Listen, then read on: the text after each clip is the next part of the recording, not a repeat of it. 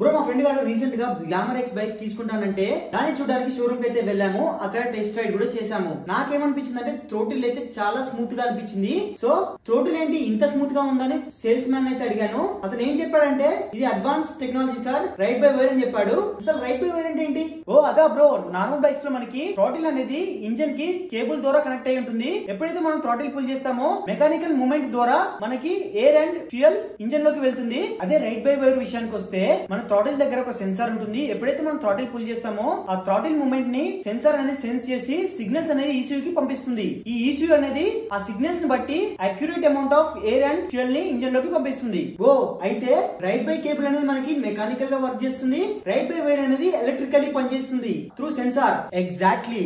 Okay, ఇప్పుడు ride by wire better అంటావా, ride by cable better అంటావా? అసలు వీటి అడ్వాంటేజ్ ఏంటి?